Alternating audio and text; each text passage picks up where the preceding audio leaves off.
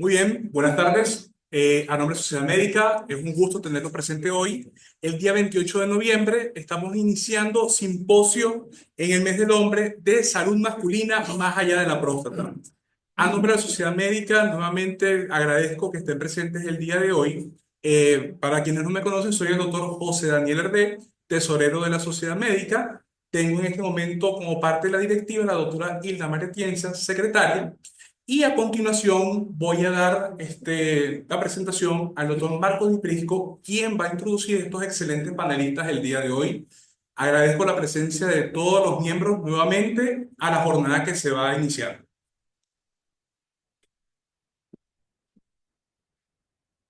Buenas tardes.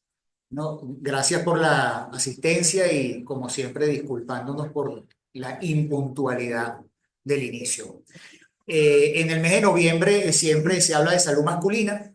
Eh, la Sociedad Médica me hizo el honor de pedirme que coordinara una jornada relacionada a esto y hemos hecho un cronograma un poco distinto, entendiendo que la salud masculina es más allá de la próstata.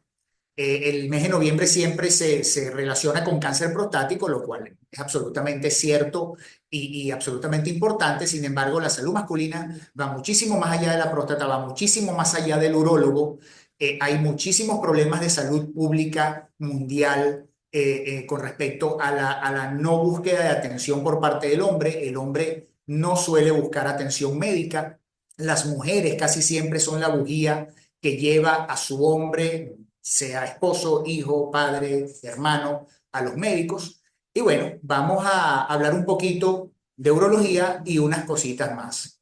La primera exposición está a cargo del doctor Pedro Rodríguez, quien es un urólogo de Policlínica Metropolitana, ampliamente conocido por todos, quien nos va a hablar un poco sobre la consulta urológica más allá del temido tacto rectal. Adelante, Pedro. Muy buenas tardes a todos. Para mí es un placer estar acá como parte de estas jornadas de la salud masculina, urológica, le llamaría yo realmente, en el mes de la salud o de la concientización acerca de la salud masculina. ¿Ok? Importante dejar claro que cuando se piensa en la consulta urológica, evidentemente todo el mundo piensa en el temido tacto rectal. Y es que quiero tratar de expresarle en estos 20 minutos que la consulta urológica no es solamente el tacto rectal. La consulta urológica engloba evaluación multidisciplinaria y evalúa o incluye evaluación de múltiples generaciones. Se evalúan pacientes adolescentes, pediátricos, adolescentes, de adultos y de la vejez. Y también se evalúan pacientes de género femenino. Básicamente, la evaluación urológica masculina podemos estratificarla en tres grupos de edad, entre 15 y 35 años o entre 15 y 40 años. Básicamente, la evaluación del urólogo debería o se enfoca en descartar cáncer de testículo, descartar fimosis, descartar varicocele, descartar BPH, hoy en día creciendo. 85% de la población sexualmente activa tiene VIH y vemos con más preocupación que cada vez infectada por genotipos de alto riesgo. Y litiasis, sobre todo si es antecedente de primera línea con sanguinidad, con patología litiásica. Entre los 40 y 65 años, protagonistas sin duda alguna es la próstata. Y hay que dejar claro varias cosas, que no solamente es cáncer de próstata, existe crecimiento prostático y también existe prostatitis, que es la inflamación de la próstata, infecciosa y no infecciosa. También debemos englobar en esta evaluación descartar cáncer de riñón, cáncer de pene, testículo, vejiga, mientras que a mayores de 65 años sigue siendo el principal protagonista, el cáncer de próstata para el descarte. Igualmente, crecimiento prostático, vejiga hiperactiva, cáncer de riñón, cáncer de vejiga. Empezamos por el cáncer testicular. Generalmente debe descartarse a todo nivel, en toda evaluación debe haber una palpación de los testículos en todo paciente, pero entre los 15 y 35 años digamos que es el principal protagonista, ¿no? Fundamental dejar claro que se presenta entre los 15 y 35 años de edad, que es muy común en estos grupos etarios, el 25% de los casos. mientras que un 15% de los casos se presenta en adolescentes y en mayores de 50 años.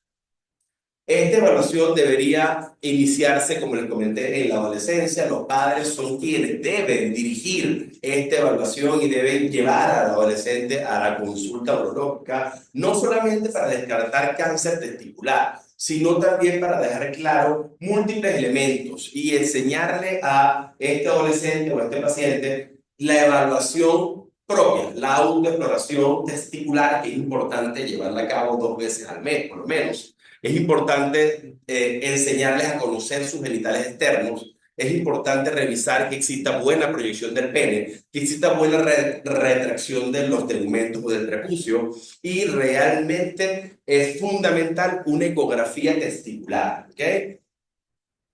Poco para recordar, el autoexamen testicular se debe hacer, se puede hacer bimanual o unimanual, y debería generalmente recomendar hacerse cada 15 días durante el baño, de preferencia ducha caliente. En la evaluación de un adulto es importante dejar claro que en el interrogatorio debe descartarse síntomas urinarios del tracto inferior, bien sea de carácter irritativo u obstructivos. Es importante descartar problemas de disfunción eréctil, si hay presencia de hematuria o dolor en cualquier parte, bien sea zona pélvica o lumbar. El examen físico debe incluir la evaluación abdominal, testicular y el temido examen dígito rectal. La ecografía debe formar parte de dicha evaluación. No se admite que una evaluación urológica no lleve implícita una revisión ecográfica de los riñones, de la vejiga, de la próstata, del volumen pre- y postmiccional. Y por supuesto la uroflujometría, que es un examen donde medimos la potencia del chorro urinario. Podemos evidenciar si hay desde estenosis o estrecheces de uretra, crecimiento prostático, hipertrofia del cuello vesical. Sobre todo podemos evaluar el residuo pre- y postmiccional. En cuanto a los laboratorios que debemos tomar en consideración en la evaluación urológica de un adulto, un perfil general, incluir perfil lipídico, examen de orina, cultivo de orina y en ocasiones, según los hábitos, cultivo del semen o espermocultivo, y por supuesto el antígeno prostático total y libre. Ya cuando hablamos de cáncer de próstata, básicamente debemos dejar claro que es la primera causa de muerte por cáncer en el hombre y es la segunda causa de muerte luego de las enfermedades coronarias. En tal sentido, tiene mucha incidencia, mucha prevalencia, y de cada 8 personas, de cada 8 hombres, uno tendrá cáncer de próstata en el devenir de los años. En tal sentido, es importante dejar claro y concientizar esta evaluación urológica, dejando de entredicho que existen factores que no podemos modificar, como la edad, ya que a medida que avanzamos en edad, la frecuencia de aparición de cáncer se hace directamente proporcional. Los factores genéticos, afrodescendientes, antecedentes familiares en primera línea de consanguinidad, aumenta el riesgo 2.1 veces de desarrollar cáncer de próstata, y personas que tengan mutaciones genéticas BRCA1, BRCA2 o antecedentes en primera línea de consanguinidad con cáncer de endometrio, mama, colon, tienen un riesgo súper elevado para el desarrollo de cáncer de próstata. El estilo de vida entra dentro de los factores modificables, por supuesto, la obesidad, la hipertensión, síndrome metabólico. Es importante concientizar y trabajar siempre de la mano con un equipo multidisciplinario, ¿no? La evaluación, por supuesto, internacionalmente hablando, a partir de los 50 años, antecedentes familiares en primera línea con consanguinidad de preconizar 5 años antes, 45 años, o si son afrodescendientes. Y si hay línea genética, BRCA1, BRCA2, la evaluación debe iniciar a partir de los 40 años. El temido tacto rectal, señores, miren, actualmente el tacto rectal hay bastante polémica en cuanto al tacto rectal. Hay escuelas que ya básicamente lo sacaron de la evaluación y hay otras que lo mantienen. Lo que sí es cierto es que solo se diagnostica con el tacto rectal el 20% de los cánceres prostáticos. Y es que la razón es evidente, solo tocamos la cara posterior de la próstata. En tal sentido, un tacto rectal normal, la palpación, no excluye que el paciente tenga cáncer de próstata. Ahora, el PSA o el antígeno prostático forma parte del cribado obligatorio de todo paciente para el descarte de cáncer de próstata. No es cáncer específico, porque como cualquier proteína, cualquier procedimiento o enfermedades de diarrea, pasando por gripe, prostatitis, puede elevar su valor y eso dar un falso negativo. Ahora bien, cuando se asocia el tacto rectal y el antígeno prostático, la probabilidad de diagnóstico de cáncer se eleva entre 55 y 60%. La resonancia multiparamétrica de próstata llegó para quedarse. Para mí es la panacea. Para mí es un estudio no invasivo que realmente es certero, que tenemos excelentes profesionales al respecto y que existe prácticamente una relación directa entre el ThyroX y el diagnóstico del cáncer. Mientras más alto sea el ThyroX, por supuesto, mayor probabilidad de diagnóstico de cáncer de próstata. Para aquellos que nos gusta la ecografía, ecográficamente, acá nosotros contamos, yo particularmente cuento con MOVE y Doppler. Hay elastografía, hay microultrasonido, es decir, tenemos múltiples elementos para evaluar próstata y la microultrasonografía, inclusive hay trabajos donde compiten con resonancia magnética en cuanto a diagnóstico oportuno y certero de cáncer de próstata. Importante no solamente descartar cáncer de próstata, preguntarle al paciente sobre cómo es su orina, porque lamentablemente el ser humano, como ser humano, se acostumbra, es un animal de costumbre, entonces se acostumbran a orinar mal. Importante dejar claro cómo está el chorro de la orina, si tiene que empujar para orinar, si va con mucha urgencia al baño, si siente que gotea después que se guarda el pene en la ropa interior, si tiene urgencia, si interrumpe el sueño en la madrugada más de 3 o 4 veces, que no sea bajo la excusa de que, doctor, yo me tomo un vaso de agua antes de dormir y yo le pregunto, cuando era adolescente se tomaba el vaso y se paraba 4 o 5 veces, no, doctor, entonces eso no está bien. Nadie que interrumpa el sueño 3 o 4 veces de madrugada puede rendir al día siguiente, independientemente de lo que se tome. Fundamental descartar que no existe urgencia miccional ni que sienta que tiene que empujar o titubear para orinar. La herramienta ecográfica también nos sirve para evaluar, como comenté, presencia de hidronefrosis en el género femenino, condicionada en ocasiones por cáncer pélvico, entiéndase cáncer uterino, cáncer de endometrio, cáncer de ovario, que genere compresión extrínseca de los uréteres y condiciones de dilatación de las cavidades renales, presencia de litiasis en cualquier parte de la vía urinaria o del árbol urinario. Importante medir suprapúbico o transrectal según la predisposición o el gusto del explorador, el volumen prostático y las características de la próstata, porque no es lo mismo una próstata de 100 gramos que esté a predominio de los lóbulos laterales a una próstata de 20 gramos que tenga un lóbulo medio prominente que genere impronta sobre el piso vesical. Entonces, el crecimiento prostático o la sintomatología condicionada por el crecimiento de la próstata, hoy se ha demostrado que es algo funcional, que no necesariamente una próstata de 100 gramos va a ser obstructiva y que no necesariamente una próstata de 20 gramos o de 30 gramos no va a ser obstructiva. Depende de cada persona, depende de cada evaluación. Por eso es que cada evaluación debe ser individualizada, personalizada. Y esa mala costumbre de nosotros los médicos, de que ya yo me saqué mi antígeno y está perfecto, estamos haciéndolo mal. Importante que dejemos claro que la evaluación debe ser integral. Importante también dejar claro que el residuo posmiccional es fundamental. Ecográficamente, quien no ha diagnosticado, que decimos ecografía incidentaloma, paciente que viene a un chequeo de rutina y durante la ecografía evidenciamos un carcinoma celular renales presente en el 90% de los cánceres renales. Entonces, no es solamente el tacto rectal. Cánceres de vejiga, personas que van a la consulta sin ni siquiera hematuria y cuando colocamos el traductor conseguimos una masa generalmente de cognicia mixta, predominio hiperecogénica, en cualquier parte de la pared vesical.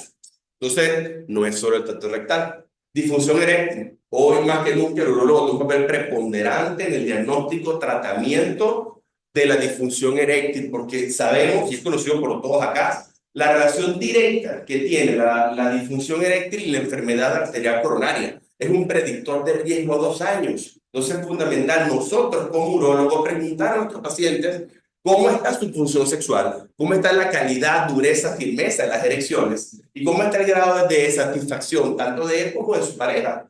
Porque nosotros somos quienes vamos a referir al paciente al cardiólogo y en ocasiones en la prueba de esfuerzo conseguimos una obstrucción coronaria que va directo de trino. y somos nosotros quienes hemos de diagnosticar y evaluar precozmente al paciente masculino por encima de 50 años, porque hoy en día se sabe que la disfunción eréctil está presente en el 52% de la población mayor de 50 años. De 10 personas, 5 tienen cualquier grado de pérdida de la erección. Importante descartarlas.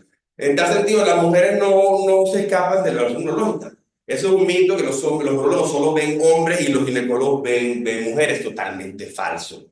Las mujeres visitan al urólogo, tienen algo urinario, sufren de infección urinaria, sufren de prolapso de órganos pélvicos, sufren de dolor pélvico crónico, sufren de incontinencia urinaria, sufren de síndrome genitourinario, hoy más que nunca cada vez más vistos. Entonces, no solamente los hombres son quienes deben ir al urólogo, las mujeres también. Entonces, la consulta urológica va más allá de un temido tacto, evalúa integralmente tanto al hombre como a la mujer, independientemente de su edad, niñez, adolescencia, vejez. En tal sentido que les agradezco esta atención a la charla, de verdad, Marquito, por la invitación, y a la Sociedad Médica también por la invitación, honestamente me siento honrado.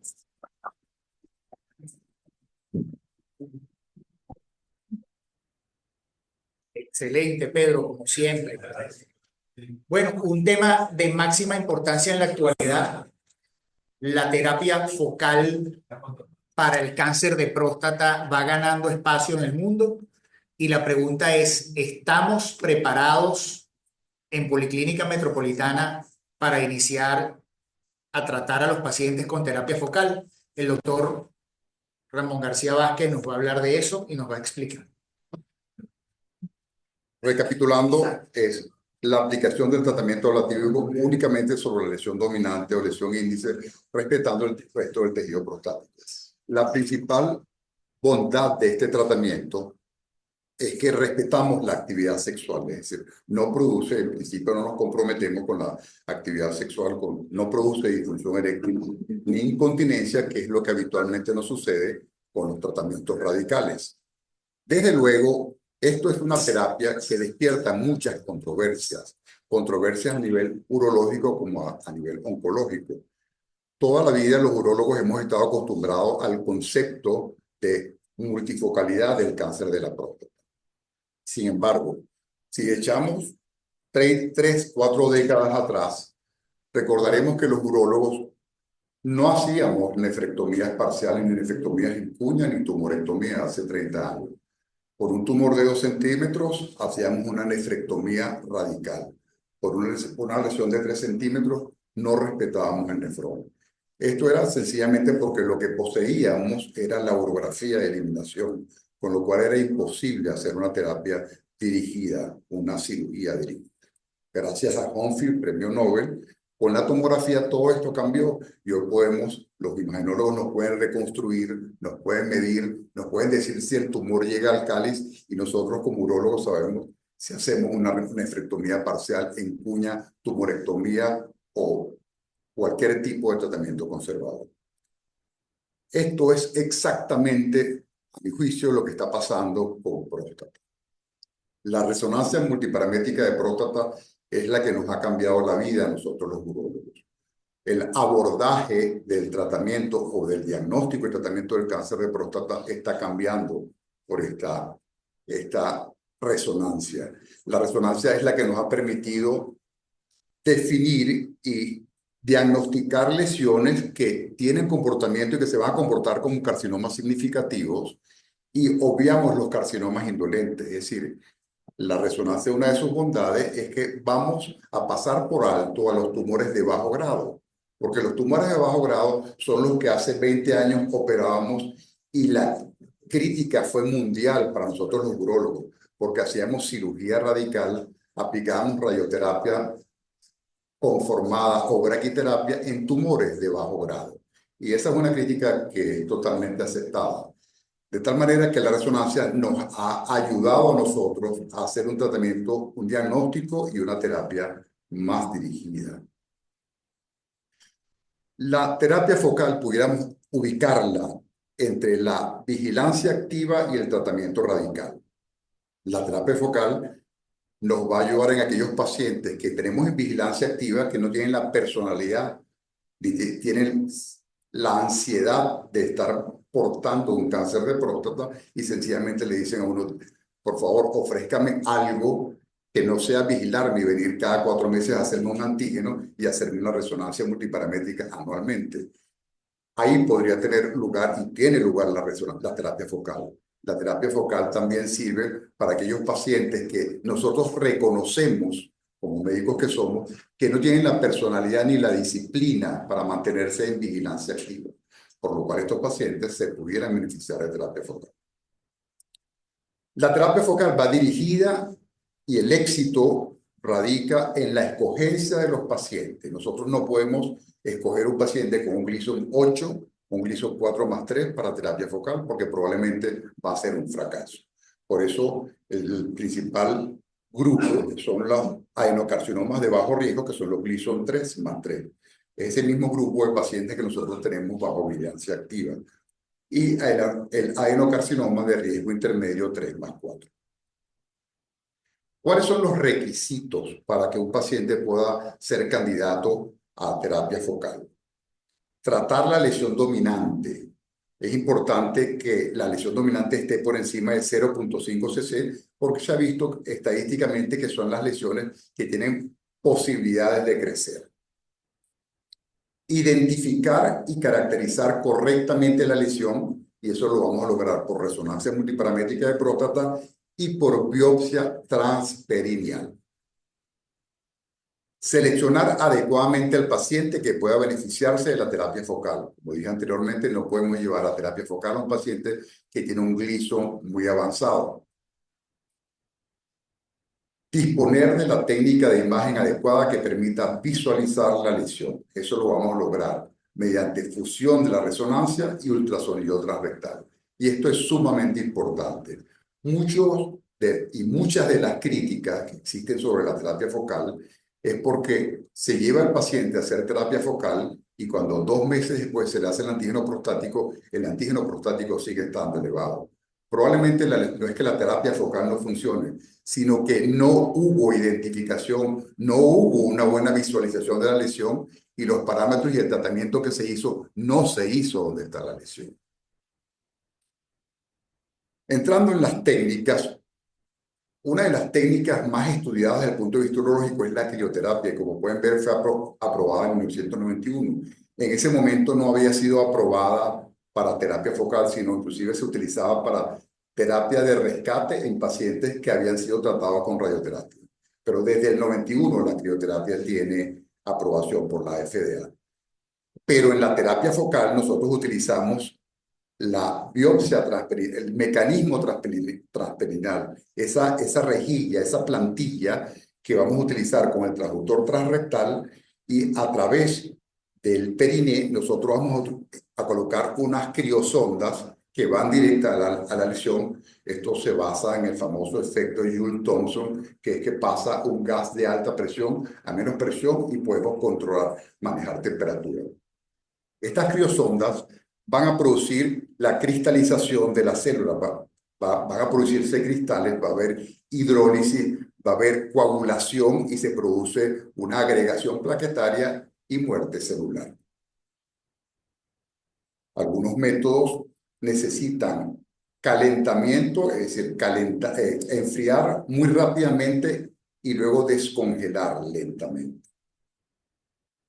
Otra de las técnicas que se está utilizando es el láser. El láser, al igual que la crioterapia, hace muchos años fue aprobada por la FDA no para tratamiento focal, sino para otro tipo de tratamiento.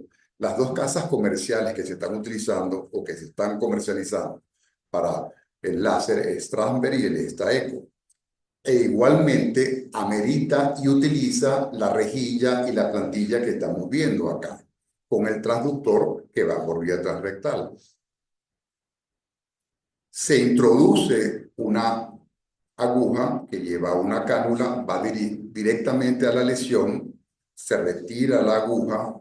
En el equipo se va a realizar una planimetría dosimétrica, tal y como hacíamos cuando realizábamos braquiterapia aquí en la clínica. Se hacen los cálculos se introduce una sonda, una fibra láser que va entre 300 y 500 micrómetros y la máquina nos va a decir la cantidad de temperatura que debemos colocar ahí. Habitualmente a 60 grados, 70 grados, ya hay desnaturalización del tejido. Otro método que no solamente se utiliza para próstata, sino para tumores de hígado, para tumores de riñón, para tumores de páncreas, es la electroporación irreversible, mejor conocida como IRE. Esto es una fuente de energía distinta a las anteriores. No hay ni frío ni calor. Es voltaje.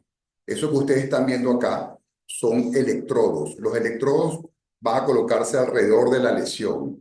Esos electrodos van a quedar un campo eléctrico, son impulsos de casi 90 amperes y duran muy pocos segundos. Y eso lo que va a hacer es que va a producir una nanoperforación de la célula. La célula va espontáneamente a entrar en apoptosis después que se haga esto. Por eso este método y por eso esta tecnología se puede utilizar en otro tipo de tumores. Tiene una ventaja. Este procedimiento es muy rápido, apenas dura 5 minutos. La desventaja es que se tiene que hacer con anestesia general, porque esto que ustedes están viendo acá, que es la máquina NanoKnife, que es la más comercializada a nivel mundial, cuando se colocan, observen las contracciones del periné. Hay movimientos muy importantes. Entonces el paciente tiene necesariamente que llevar anestesia o tiene que ser sometido a anestesia general. Desde luego, la ventaja es esa, que dura muy poco tiempo y el paciente tiene muy pocos síntomas post-tratamiento. Y aquí en esta imagen vemos cómo se rodea, los electrodos lo que hacen es rodear la lesión y se producen los impulsos eléctricos. Este método, aun cuando tiene ventajas, que es un corto tiempo y que es muy indoloro, tiene desventajas, que son estas, por ser un procedimiento eléctrico. Está contraindicado en pacientes con marcapasos y desfibriladores, en pacientes con arritmias cardíacas, presencia de metal cerca del tumor y convulsiones recientes. Finalmente nos llega el HIFU, ampliamente conocido desde hace muchos años. Recuerdo que hace 25 años en un congreso de la AUA estaba presentándose el HIFU como un método ideal para el crecimiento prostático. No era para cáncer, era para hiperplasia prostática. De hecho, hubo varios centros pilotos en Estados Unidos. Eso nunca dio ningún buen resultado. Muchos hospitales se quedaron con una máquina de $500,000 en sus oficinas. Uno de ellos fue el Hospital Santa Fe de Bogotá, recuerdo perfectamente que fue uno de los primeros que lo compró en América del Sur. Y este método se dirigió ahora hacia el cáncer, hacia el tratamiento focal del cáncer de la próstata y acaba de ser aprobado en el 2015 por la FDA. Como pueden ver, es un aparato inmenso, casi que va directamente relacionado con el costo. Y aquí pueden ver en este video, parece un volante de Fórmula 1, es un método en el cual se introduce el transductor por el recto, todos los cristales se van a dirigir hacia la lesión que nos señaló el radiólogo, el médico con la resonancia, y ahí se va a aplicar ultrasonido. Un ultrasonido que inicialmente tiene como 3 etapas. Una etapa de hipertermia, que es entre 41 y 50 grados, una etapa de coagulación, que se llama coagulación, necrosis coagulativa, que es como hasta 100 grados, y de 100 para adelante es carbonización, es casi una parrilla de próstata, que produce orificios en la próstata. Este método es el único que no utiliza el abordaje perineal. Todo lo hace el transductor. Estas son las 3 casas principalmente que existen a nivel mundial.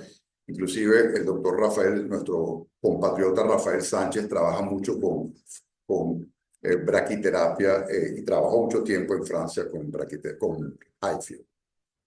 Observen el orificio que queda después de la cavitación que queda después del HIFU. Con respecto al seguimiento de la terapia para el cáncer de próstata, la terapia focal, todavía no hay nada estandarizado. Muchos centros están utilizando la biopsia a los 3 meses, luego a los 6 meses, otros se utilizan solamente el antígeno prostático, otros se quedan con el antígeno y con la resonancia. Todo esto no está todavía unificado. De hecho, en el 2020 acaba de fundarse una asociación de terapia focal en Estados Unidos que está agregada a la Asociación Mundial de Endourología. De tal manera que esto, como dije al comienzo, esto es un método que se encuentra actualmente en desarrollo a nivel mundial y que promete y ofrece, y yo estoy casi seguro que formará parte del armamentario urológico para el tratamiento del cáncer de próstata. Muchos pacientes no quieren ni asomarse a la posibilidad de una disfunción eréctil, y si es una lesión pequeña, como vimos anteriormente con un Gleason aceptable, es una alternativa para el paciente. Muchísimas gracias.